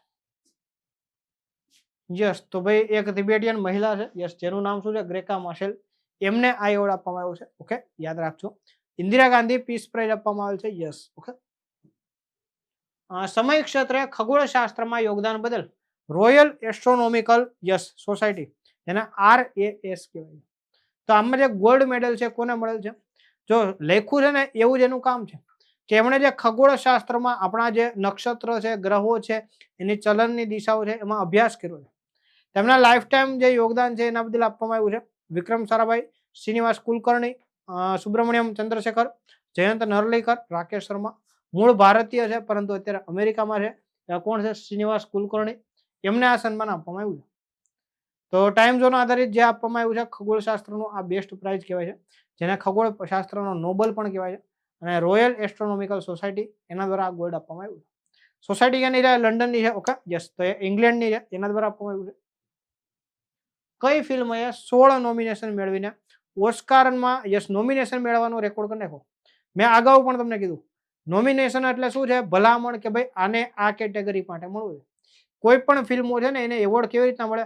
બેસ્ટ મ્યુઝિક માટે મળે, બેસ્ટ અભિનેતા મળે, અભિનેત્રી માટે મળે, સહાયક અભિનેતા અભિનેત્રી માટે મળે, બેકગ્રાઉન્ડ મ્યુઝિક મળે, એક્શન માટે મળે, બરોબર? આવા અલગ અલગ એવોર્ડ આપવામાં આવે. તો એક સિનર્સ કરીને પિક્ચર આવ્યું હતું, એને કેટલા? 16 નોમિનેશન મળ્યા. તો અહીંયા તમારો જવાબ શું આવશે? ધ સિનર્સ આવશે. ઓકે, ધ સિનર્સ હોલીવુડનું મૂવી છે, ગયા વર્ષે આવ્યું હતું અને એને કેટલા? 16 નોમિનેશન મળ્યા. અને અત્યાર સુધીમાં રેકોર્ડ કરી નાખ્યું કે એ સાથે આટલા બધા નોમિનેશન મળ્યા. એવેન્જર્સ એન્ડ ગેમ આવ્યું હતું, એ પહેલા આની પહેલા રેકોર્ડ હતો, એને 11 નોમિનેશન મળ્યા અને 11 માંથી 8 એને મેડલ મળ્યા. યસ. તો જે એવેન્જર્સ એન્ડ ગેમ જે છે ત્યારબાદ આ સૌથી મોટી મૂવી છે કે જેને 16 નોમિનેશન મળ્યા હોય. 2026 માટે પદ્મ વિભૂષણ પુરસ્કારો કેટલા મંજૂર કરવામાં આવ્યા? 3, 5, 7, 10 કે 12? જો તમને ખબર હોય કે ભાઈ 25 જાન્યુઆરીના રોજ રાતે આપણા રાષ્ટ્રપતિ શ્રી છે, બરોબર, દ્રૌપદી મુર્મુજી, એમના દ્વારા આની જાહેરાત કરવામાં આવે છે. પદ્મ પુરસ્કારો 3 કેટેગરી હોય: પદ્મ વિભૂષણ,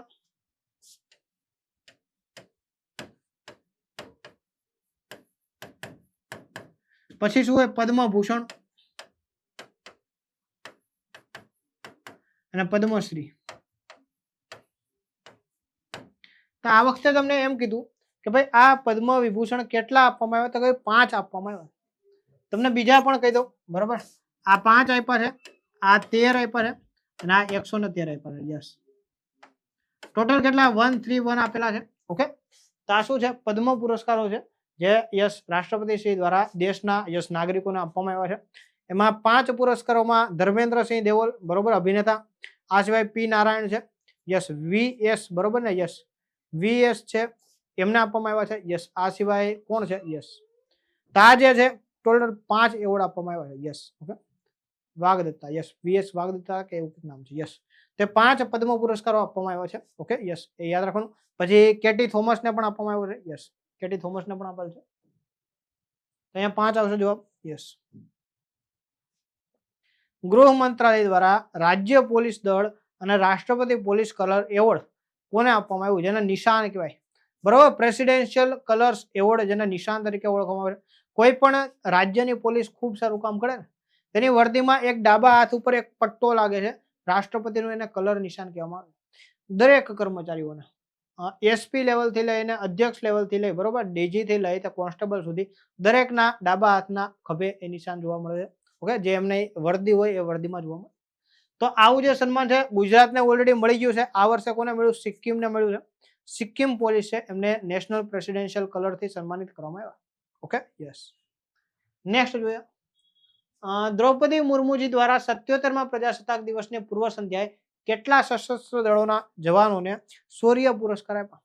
શૌર્ય પુરસ્કારમાં શું આવે? પરમવીર ચક્ર આવે, બરોબર છે, અર્જુન એવોર્ડ આવે, તો આવા જે પરમવીર ચક્ર આવે, પરાક્રમ ચક્ર આવે, બરોબર, તો આવા ટોટલ કેટલા આપવામાં આવ્યા? તો આપણા માટે અગત્યનો આંકડો છે અને ટોટલ કેટલા? અશોક ચક્ર આવે. ઓકે, આવા કુલ આપવામાં આવ્યા છે. 70 જવાનોને સન્માનિત કરવામાં આવ્યા.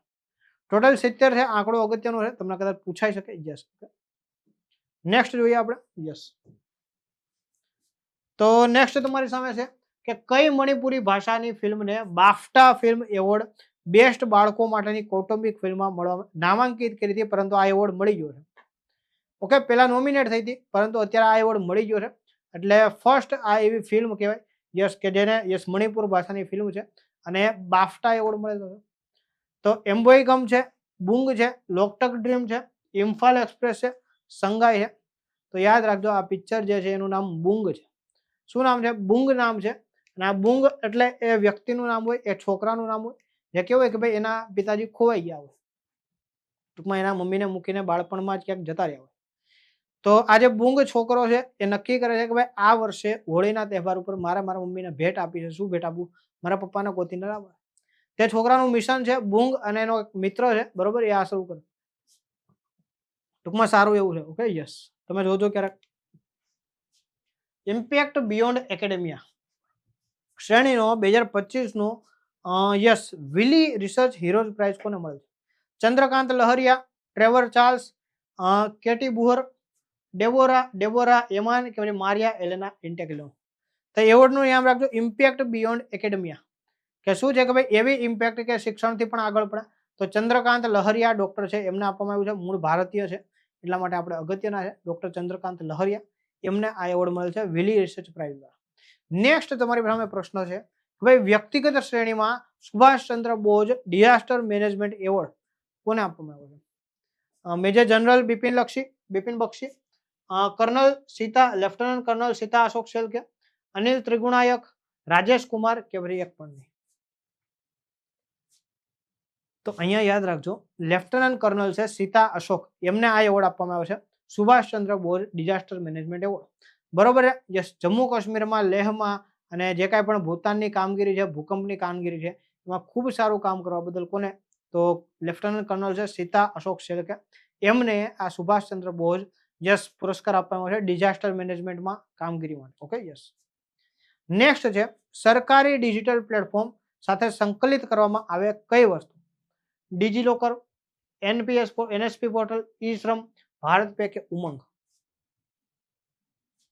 તમામ સરકારી પોર્ટલ છે એટલે કે ભાઈ UIDAI છે, પછી શું છે યસ PF માટેનું PFO આવી ગયું. તો આ બધી વસ્તુને અહીંયા ભેગું કરવામાં આવ્યું છે. યસ, એનું નામ શું છે? ઉમંગ પોર્ટલ છે. યસ, યુનિફાઈડ એપ્લિકેશન ફોર, બરોબર ને? Yes,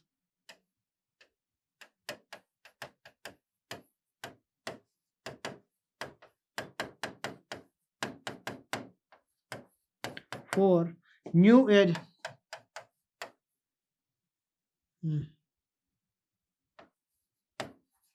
governance. ઓકે, શું છે? For new age governance. તો આ ઉમંગ જે પ્લેટફોર્મ છે, યસ, યુનિફાઈડ મોબાઈલ એપ્લિકેશન, બરોબર? Yes, unified mobile application. Yes, અહીંયા મોબાઈલ આવશે કારણ કે આ મોબાઈલનું છે. Yes, mobile. Yes, unified mobile application for new age governance તરીકે ઓળખાય છે. આજે ઉમંગ પોર્ટલ છે એમાં સરકારના વિવિધ જે કાંઈ પણ હોય, બરોબર ને? યસ, પોર્ટલ જેમ કે ડિજીલોકર છે, ભારત UPI છે, બરોબર છે? યસ, આ સિવાયના તમે જે સરકારી, બરોબર, ચૂંટણી કાર્ડને લગતું જે Indian election commission of India છે, પાસપોર્ટ વિભાગ છે, આવા બધા જે અલગ અલગ એપ્લિકેશન છે એ બધાને અહીંયા ભેગી કરવામાં આવી છે. અને ઉમંગ પ્લેટફોર્મ અંતર્ગત આમાં બધામાં એક્સેસ તમે મેળવી શકો છો. Okay, yes.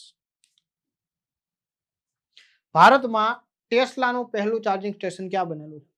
ટેસ્લા કાર તમને ખબર છે મૂળ અમેરિકાની છે, એલોન મસ્કની કંપની છે, એમના દ્વારા ટેસ્લા બનાવવામાં આવે છે. પણ ભારતમાં હવે એનું પહેલું ચાર્જિંગ સ્ટેશન ભારતના હરિયાણામાં બન્યું છે, સોરી ગુરુગ્રામમાં બન્યું છે. અને યસ, આનું સર્વિસ સેન્ટર પૂછે તો હરિયાણા આવશે. Okay, yes. તો આ જે ચાર્જિંગ સ્ટેશન છે DLF હોરાઇઝન સેન્ટર ખાતે ગુરુગ્રામ ખાતે બનેલ છે. અને હરિયાણામાં શું છે કે ભાઈ આનો મેન્યુફેક્ચરિંગ પ્લાન્ટ પણ છે. તમને એમ કહે કે ભાઈ ભારતમાં ટેસ્લાનો મેન્યુફેક્ચરિંગ પ્લાન્ટ કઈ જગ્યાએ છે? તો હરિયાણા ખાતે બનાવવાનો છે. Okay, yes. સૌ પ્રથમ વંદે ભારત સ્લીપર ટ્રેન ક્યાં બે શહેરો વચ્ચે શરૂ થઈ? તો હાવડા અને ગુવાહાટી યાદ રાખવાનું છે. આજે સ્લીપર, અત્યાર સુધી વંદે ભારત સિટિંગ ટ્રેન આવતી, આ નવી સ્લીપર ટ્રેન શરૂ થઈ છે એક ખાસ કઈ જગ્યાએ? તો કે ભાઈ હાવડા અને ગુવાહાટી. ઓકે, ગોવાના ત્રીજા જિલ્લાનું નામ શું છે જેની તાજેતરમાં જાહેરાત કરવામાં આવી? ગોવામાં અત્યાર સુધી બે જિલ્લા હતા, નોર્ધન ગોવા અને સાઉથર્ન ગોવા. નોર્ધન ગોવા અને સધર્ન ગોવા. તો હવે એમાં એક નવો ત્રીજો જિલ્લો એડ કરવામાં આવ્યો છે. આ જિલ્લાનું નામ શું છે? બોલો માય ડિયર સ્ટુડન્ટ્સ, શું આવશે? યસ, કુશાવતી, જુવારી, માંડોવી, મહારથી, કાલે. હવે તો ગોવામાં એક નદી આવે છે જે ફેમસ છે, કુશાવતી એનું નામ છે. તો આ જે જિલ્લો છે ને એને નામ શું આપવામાં આવ્યું છે? કુશાવતી જિલ્લો આપવામાં આવ્યું. કુશાવતી નદી ઉપરથી શું નામ આપવાનું? કુશાવતી જિલ્લો. યસ. પ્રસ્તાવિત ફેરફાર હેઠળ કિસાન ક્રેડિટ કાર્ડ ધારકો માટે નવી ટૂંકા ગાળાની લોન મર્યાદા કેટલી? હવે પેલા કેવું હતું કે ભાઈ કિસાન ક્રેડિટ કાર્ડ જેને ગોલ્ડ કાર્ડ તરીકે પણ ઓળખવામાં આવે છે, તો પેલા એવું હતું કે ભાઈ આ કાર્ડ અંતર્ગત તમે 3 લાખ રૂપિયા રકમ મેળવી શકો પહેલા કઈ વસ્તુ માટે તો કે ભાઈ બરોબર ખેતીને લગતા સાધનો ખરીદવા અથવા તો બિયારણ દવા માટે તો આ જે 3 લાખની લિમિટ છે એને વધારીને કેટલી છે 5 લાખ કરવામાં આવી છે ઓકે અને આની ઉપર વાર્ષિક વ્યાજ દર કેટલો હોય 4%. તમારે વાર્ષિક કેટલો 4% વ્યાજ દર આપવાનો હોય પેલા આખા વર્ષે તમારે 4% વ્યાજ આપવાનું સારું ન કહેવાય આમાં તમે 1 લાખ રૂપિયા લો તો વર્ષે તમારે ખાલી 4000 રૂપિયા વ્યાજ આપવાનું તે 3 લાખની લિમિટ હતી એ 3 લાખની લિમિટને વધારીને કેટલી અત્યારે 5 લાખ કરવામાં આવી છે યસ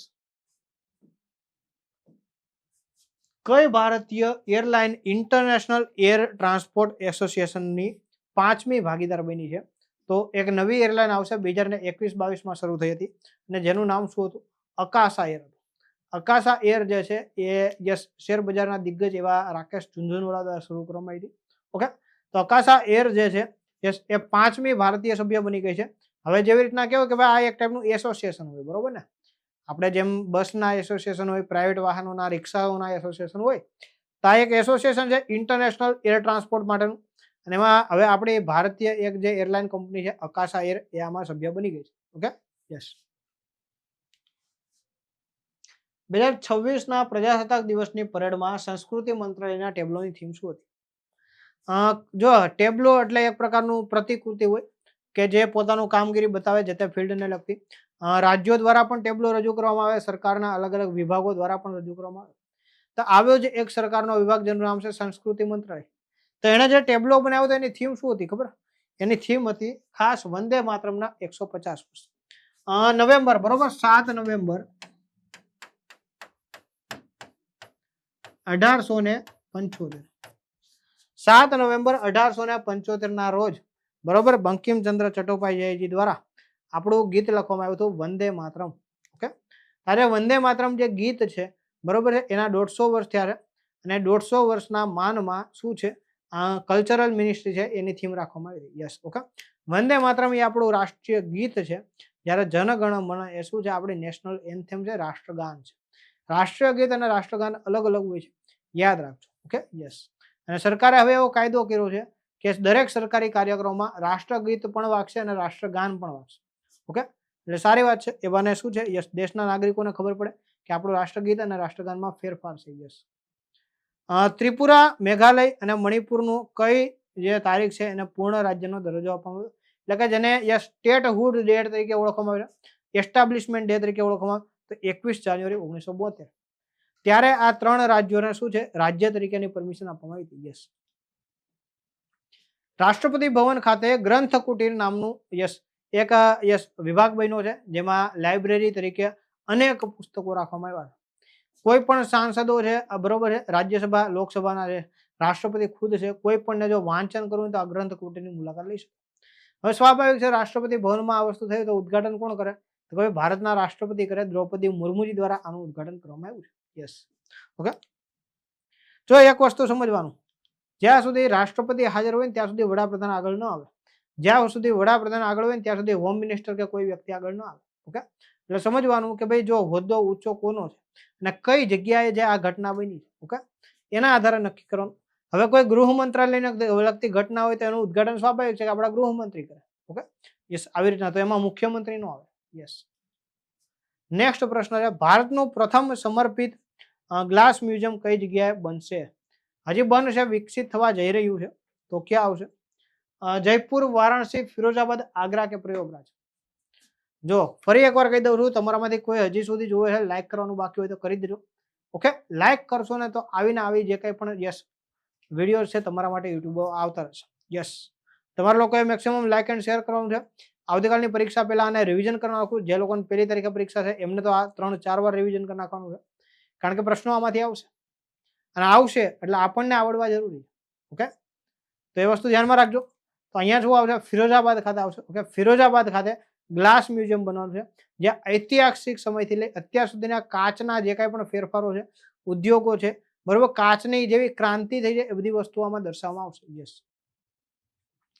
પ્રજાસત્તાક દિવસ પોળ, બરોબર, યસ. જે પરેડ થઈ હતી એમાં મુખ્ય અતિથિ કોણ હતા? વખતે પ્રજાસત્તાક દિવસ એટલે 26 જાન્યુઆરી. ઓકે, જો છોકરાઓને ઘણા લોકોને ખબર નથી, સ્વતંત્રતા દિવસ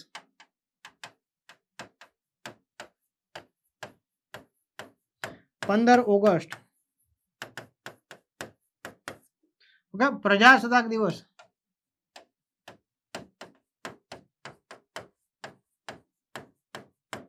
26 જાન્યુઆરી.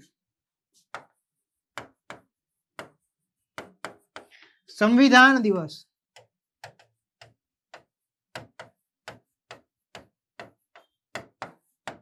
ચાલો આ હું તમને હોમવર્કમાં આપું. સંવિધાન દિવસ ક્યારે મનાવવામાં આવે છે, જેને પેલા કાયદા દિવસ તરીકે આપણે ઓળખીએ, તો આ કાયદા દિવસ કે સંવિધાન દિવસ છે કઈ તારીખે મનાવવામાં આવે? તમારામાંથી જેટલા લોકોને ખબર હોય કમેન્ટ બોક્સમાં જવાબ લખવાનો છે કે સાહેબ સંવિધાન દિવસ આ તારીખે મનાવવામાં આવે છે. ઓકે, યસ, મને ખબર છે, પરંતુ તમને હું એટલા માટે કહું છું કે એના માટે તમે થોડુંક સર્ચ કરો. ઓકે, આજે પ્રજાસત્તાક દિવસ છે એના 2-3 મહિના આસપાસમાં છે, પણ કયો મહિનો ને કઈ તારીખ છે તમારે કહેવાનું. ઓકે, તો આ વખતે એન્ટોનિયો કોસ્ટા અને ઉર્સુલા વોન ડેર છે એ હતા, બરોબર. યુરોપિયન યુનિયન છે એના પ્રમુખ અને કમિશનર જે છે, બરોબર, એન્ટોનિયો કોસ્ટા અને ઉર્સુલા વોન ડેર લેયન. યસ. ઓકે, મુખ્યમંત્રી ગ્રામોત્થાન યોજના છે કયા રાજ્યના મુખ્યમંત્રી દ્વારા શરૂ કરવામાં આવી છે? હવે સરકારે નક્કી કર્યું કે ભાઈ શહેરો ભરાય છે એનું કારણ શું છે? હવે ગામડામાં રોજગારી મળતી નથી, ગામડામાં ઉદ્યોગ મળતા નથી, ગામડામાં બેઝિક જે સુવિધાઓ હોય, રોડ, રસ્તા, પાણી, ઇલેક્ટ્રિસિટી, એ મળતી નથી, બગીચાઓ મળતા નથી, સિનેમા હોલ્સ મળતા નથી, બરોબર, મનોરંજનના સાધનો મળતા નથી, એટલે લોકો શહેરો તરફ આવે. તો સરકારે કીધું કે આપણે ધીમે ધીમે ગામડાઓને અપગ્રેડ કરવાનું શરૂ કરીએ, કારણ કે વસ્તી દિવસે ને દિવસે વધતી જાય છે, તો લોકોએ આજ નહીં તો કાલ પણ ગામડામાં આવવું તો પડશે જ. ઓકે, તો સરકારે નક્કી કર્યું કે આપણે અત્યારથી આ વર્ષથી શરૂઆત કરીએ તો નેક્સ્ટ 5-7 વર્ષ સુધીમાં ગામડાઓનું કંઈક આપણે ઉદ્ધાર જોઈ શકીએ. તો સરકારે ગ્રામોત્થાન યોજના શરૂ કરી છે અને આ ગુજરાત સરકાર દ્વારા શરૂ કરવામાં આવી છે. એટલે નજીકના સમયમાં ગામડાઓની જમીનો છે એના પણ ભાવ પુષ્કળ વધવાના છે. એટલે કોકને ગામડામાં જો સારી એવી જમીન હોય તો રાખજો, બરોબર છે, વેચીને શહેરમાં આવવાનું નહીં કરતા, કારણ કે જે ગામડાની જમીન છે એ તમારે સોના કરતા પણ કિંમતી થઈ જવાની. ઓકે, નેક્સ્ટ ખાલી 5-7 વર્ષ તમે જાળવી જાઓ. ઓકે, નેક્સ્ટ જોઈએ. નળ સરોવર પક્ષી અભયારણ્ય કયા રાજ્યમાં આવેલું છે? શું કામ અગત્યનું છે કે ભાઈ આમાં અલગ અલગ તમને 2.5 લાખ નવી સ્પીસીસના પક્ષીઓ જોવા મળે છે અને આપણા ગુજરાતમાં આવેલું છે, કારણ કે આ સહેલો પ્રશ્ન આવડવું જોઈએ. વિદેશી પક્ષીઓ અહીંયા આવે છે જેને યાયાવર પક્ષીઓ કહેવાય. ઓકે, અહીંયા આવે છે અને શિયાળો ગાળવા માટે અહીંયા રહે છે, એમને મજા આવે છે. Okay, yes. દાવોસ ખાતે 2026માં યોજાનારી ઇકોનોમિક ફોરમમાં આ યોજાઈ ગઈ છે જાન્યુઆરી મહિનામાં, અને એમાં ભારતના કેટલા 10 રાજ્યોએ ભાગ લીધો છે. ગુજરાતમાં આપણા ડેપ્યુટી સીએમ છે મિસ્ટર હર્ષ સંઘવી, એ ગયા હતા અને ત્યાં એણે ગુજરાતને રજૂ કર્યું. ઓકે, રિપ્રેઝેન્ટ કર્યું હતું. યસ, તો આ જે છે એ દાવોસમાં યોજાણી હતી. ઓકે, નેક્સ્ટ જોઈએ. 9મી ઇન્ટરનેશનલ મસાલા પરિષદ સ્પાઇસીસ કાઉન્સિલ ઇન્ટરનેશનલ કઈ જગ્યાએ? નવી દિલ્હી, બેંગ્લોર, ચેન્નઈ કે કોચી, મુંબઈ? તો અહીંયા યાદ રાખજો કોચી ખાતે યોજાય છે. ઓકે, કોચી ખાતે આ 9મી જે સમિટ યોજાણી હતી ઇન્ટરનેશનલ સ્પીસીસ. એને પેલા 8મી ક્યાં યોજાણી હતી કોઈને ખબર છે? યસ, જો કોઈને ખબર હોય તો કમેન્ટ બોક્સમાં લખશો. આંધ્રપ્રદેશનું એક શહેર છે ત્યાં યોજાણી હતી. ઓકે, ગુંતુર કે ગંતુર તરીકે ઓળખાય, ત્યાં યોજાણી હતી. 86મી ઓલ ઇન્ડિયા પ્રિસાઇડિંગ ઓફિસમાં ઓફિસ ઓફ કોન્ફરન્સ 2026 ક્યાં યોજાણી? ઓલ ઇન્ડિયા પ્રિસાઇડિંગ ઓફિસર્સ, બરોબર, પ્રિસાઇડિંગ ઓફિસર્સને શું છે? યસ, તમે લોકો ખબર કે આ તમે નામ ક્યાં સાંભળ્યું? ચૂંટણી ટાઈમે સાંભળ્યું. જે તે વિસ્તારમાં, જે તે ઝોનમાં, જે તે બૂથ ઉપર મતદાન થતા હોય ત્યાં પ્રિસાઇડિંગ ઓફિસર હોય છે, જેણે એ જોવાનું હોય છે કે ભાઈ મતદાનની કામગીરી છે એ વ્યવસ્થિત રીતે ચાલે, કોઈ પણ માથાકૂટ ન થાય અને શાંતિથી કામકાજ પતે. તો આવા જેટલા પણ પ્રિસાઇડિંગ ઓફિસરો છે એની મીટિંગ થઈ હતી, કોન્ફરન્સ થઈ હતી, યુપીમાં થઈ હતી, વિધાનસભા લખનઉ ખાતે. ઓકે, તો ઓલ ઇન્ડિયા પ્રિસાઇડિંગ ઓફિસર્સ છે એમને યુપી વિધાનસભા ખાતે બોલાવવામાં આવ્યા અને ત્યાં એની મીટિંગ થઈ. ઇનલેન્ડ વોટરવેઝ ડેવલપમેન્ટ કાઉન્સિલની 3જી બેઠક ક્યાં યોજાણી? કોચી કેરળ, મુંબઈ મહારાષ્ટ્ર, કોલકાતા પશ્ચિમ બંગાળ, ભુવનેશ્વર ઓડિશા, હૈદરાબાદ તેલંગાણા. તો ઇનલેન્ડ વોટરવેઝ, બરોબર, એટલે કે ભારતની અંદરના જે જમીનના વોટરવેઝ છે એને ડેવલપ કરવા, તો કોચી કેરળ ખાતે ઉજાણું. અને સરકારે 111 ઓલરેડી આપણે નેશનલ જે વોટરવેઝ છે એ છે, પ્લસ નવા જાહેર કરવાની વાત કરી છે. ઓકે, ભારતની વીજળી સમિટ ક્યાં યોજાણી? જો પ્રશ્નો તમને આવા જ જોવા મળશે. ઓકે, તો આજે વીજળી સમિટ છે એ નવી દિલ્હી ખાતે યોજાણી છે. ઓકે, નવી દિલ્હી ખાતે યસ ઇન્ડિયા ઇલેક્ટ્રિક સમિટ યોજાણી છે 2026. યસ, જાન્યુઆરીમાં યોજાણી. જાન્યુઆરી 26માં બીજી ભારત અરબ વિદેશ મંત્રીઓની બેઠક ક્યાં યોજાણી? તો આજે બેઠક છે નવી દિલ્હી ખાતે યોજાણી છે. તમને ખ્યાલ છે મોટા ભાગે નેશનલ લેવલનું કાંઈ પણ કામકાજ થાય તો કઈ જગ્યાએ થાય? ભારત મંડપમ નવી દિલ્હી ખાતે. Okay, yes. નેક્સ્ટ જોઈએ આપણે 14મી વિશ્વ સરકાર સમિટ. યસ, શું છે? વર્લ્ડ ગવર્મેન્ટ સમિટ 2026 ક્યાં યોજાણી હતી અને તેની થીમ શું હતી? તો રિયાદ શાસનનું ભવિષ્ય, અબુધાબી આવતીકાલનું સંચાલન, મનામા ડિજિટલ ગવર્મેન્ટ, દોહા સરકારમાં નવીનતા કે દુબઈ ભવિષ્યની સરકારોને આકાર આપવો. આજે 14મી વર્લ્ડ ગવર્મેન્ટ સમિટ છે કઈ જગ્યાએ યોજાણી હતી? તો આ જે યોજાણી હતી એ દુબઈ ખાતે યોજાણી હતી ભવિષ્યની સરકારી સરકારોને આકાર આપવા માટે. બરોબર, આમાં કોણ ભાગ લે? તો ભાઈ સરકારના મંત્રીઓ દ્વારા ભાગ લેવામાં આવે અને અમુક જગ્યાએ ડેમોક્રેસી હોય, અમુક જગ્યાએ પ્રમુખશાહી છે, અમુક જગ્યાએ રાજાશાહી છે. તો ત્યાંથી જે કાંઈ પણ સંચાલકો છે એ ભાગ લે છે અને શું છે યસ નક્કી કરે છે કે ભાઈ વિશ્વમાં સરકારો કઈ દિશામાં કામ કરી રહી. અલ્ટિમેટલી દરેક લોકોનો ઉદ્દેશ્ય શું હોય ખબર? દરેક લોકોનો ઉદ્દેશ્ય એ જ હોય કે ભાઈ મેક્સિમમ વિકાસ થાય. બરોબર છે, યસ, લોકોનું ભલું થાય, ડેમોક્રેસી આવે. યસ. નેક્સ્ટ પ્રશ્ન છે ભારત તાંજાનિયા સંયુક્ત સંરક્ષણ સહકારની ચોથી સમિતિ ક્યાં યોજાણી હતી? તો યાદ રાખજો ઝાંઝીબાર ખાતે યોજાણી. અહીંયા નવી દિલ્હી અહીંયા તાંજાનિયા અને ભારત વચ્ચે ડિફેન્સમાં કોઓપરેશન આપવા માટે. એટલે કે ભાઈ તાંજાનિયાને ક્યાંય પણ યુદ્ધનો પ્રોબ્લેમ લાગે તો ભારત મદદ કરશે અને ભારતમાં ક્યાંય પણ યુદ્ધનું વાતાવરણ થાય તો તાંજાનિયા મદદ કરશે. તો આવી જોઈન્ટ સમિતિની બેઠક યોજાણી હતી અને કઈ જગ્યાએ? ઝાંઝીબાર ખાતે યોજાણી હતી. આ પીએમ મોદીના એઆઈ માટે માનવ વિઝનમાં એન એટલે શું છે? એન એટલે શું છે? ન્યુટ્રલ સિસ્ટમ છે, નેશનલ સોવરેનિટી છે, ન્યૂ ટેકનોલોજી છે, નેટવર્ક ગવર્નન્સ છે કે નેચરલ યસ બુદ્ધિ છે? શું છે? તો અહીંયા એન એટલે શું આવે? રાષ્ટ્રીય સાર્વભૌમત્વ, નેશનલ સોવરેનિટી.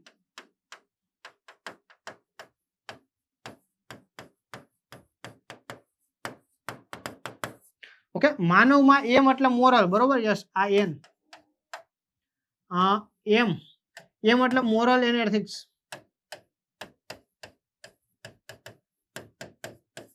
બરોબર, એ એટલે એકાઉન્ટેબિલિટી.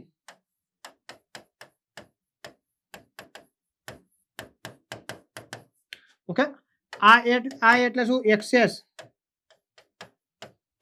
Access for all. અને આ વી એટલે શું? Valid. Yes, valid step. Valid steps of government.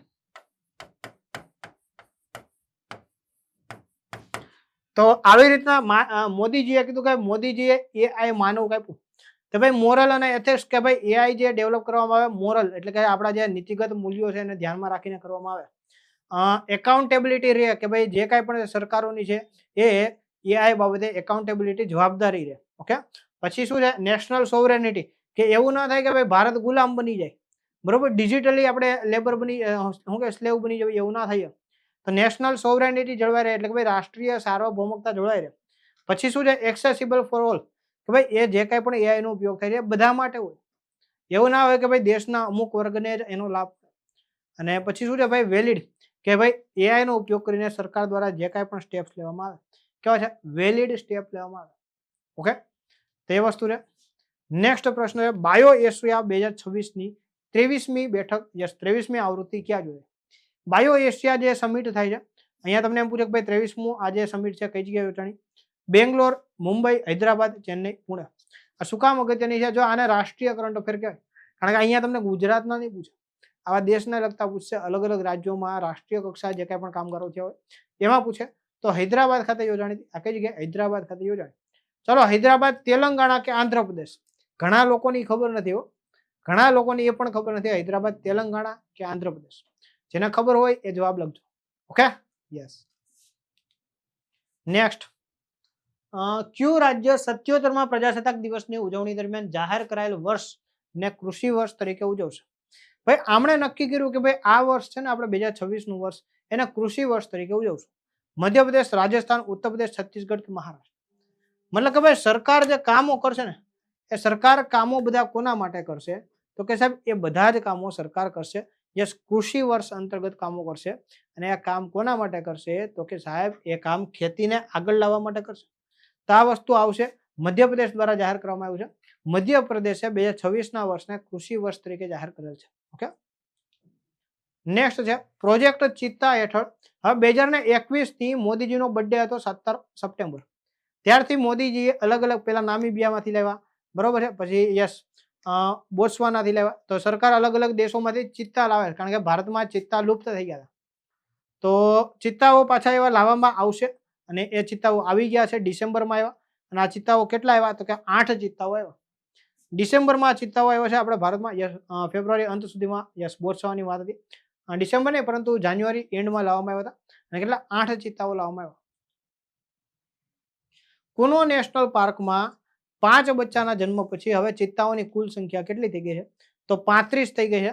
એટલે કુનો નેશનલ પાર્કમાં હવે ચિત્તાઓ કેટલા થઈ ગયા 35 જેટલા થઈ ગયા.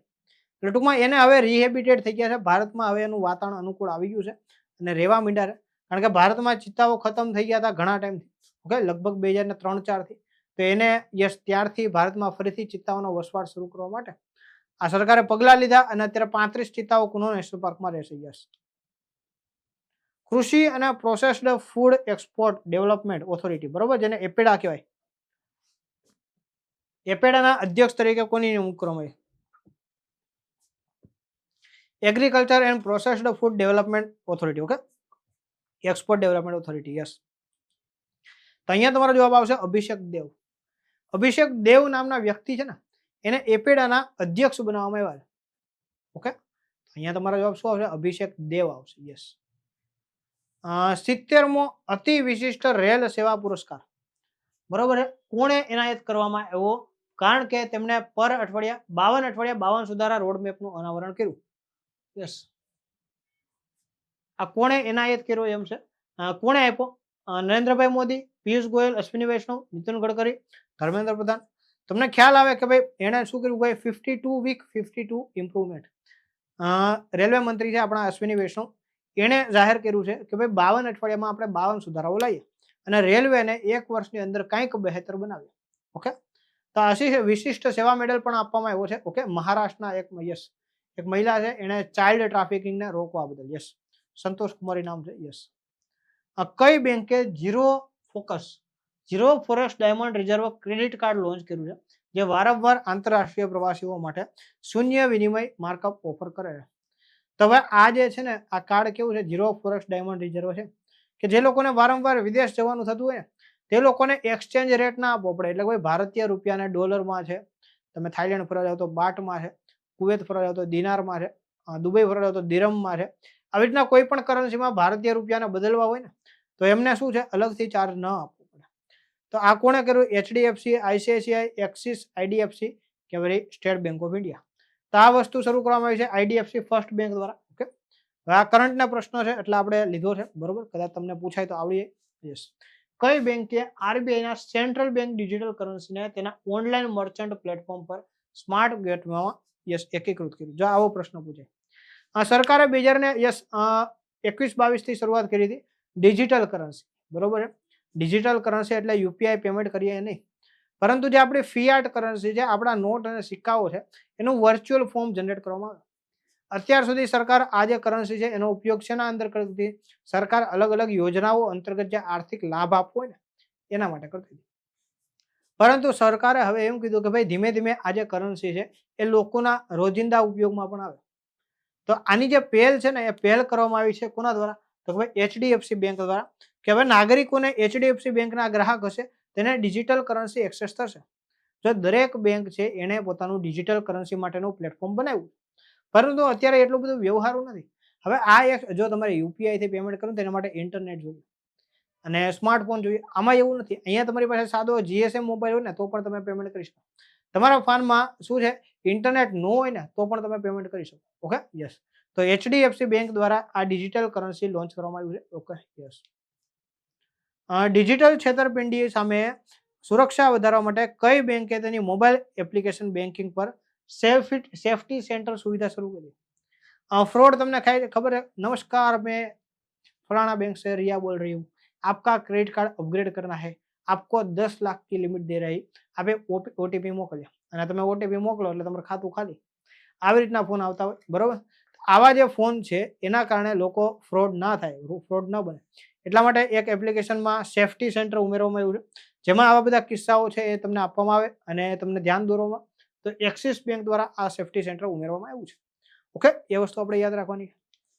પછી નેક્સ્ટ છે, કઈ બેંકે ભારતનું પહેલું બચત ખાતું શરૂ કર્યું છે કે જે આરબીઆઈના 100% રેપો રેટ સાથે જોડાયેલું છે. એટલે કે ભાઈ આમાં જે બચત ખાતામાં જે કાંઈ પણ વ્યાજ દરમાં ફેરફાર થાય ને એ શેના આધારે થશે? રેપો રેટમાં ફેરફાર થાય એના આધારે. નહીં તો જનરલી એવું હોય કે ભાઈ રેપો રેટનો ફેરફાર ખાલી બેંકોને જે ફ્લોટિંગ લોન હોય ને એની ઉપર પડે. પણ સરકારે આ બેંકે એવું કર્યું કે હવે જે બચત ખાતાઓ છે ને એના પણ રેપો રેટનો ફેરફાર પડશે. એટલે કે ભાઈ રેપો રેટ સસ્તો થશે તો બચત ખાતા ઉપર વધારે વ્યાજ મળશે, રેપો રેટ વધશે તો ઓછું વ્યાજ મળશે.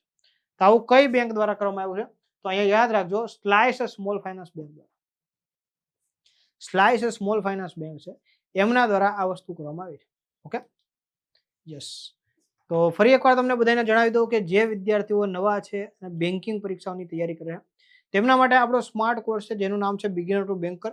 વાત કરીએ ને તો ભાઈ અત્યારના અભ્યાસક્રમ પ્રમાણેનો આખો કોર્સ છે. બેંકની પરીક્ષામાં પૂછાયેલો પ્રશ્ન મુજબ આખો તૈયાર થયેલો કોર્સ છે. પ્રિલિમ્સ પ્લસ મુખ્ય પરીક્ષા બંને કવર થઈ જાય.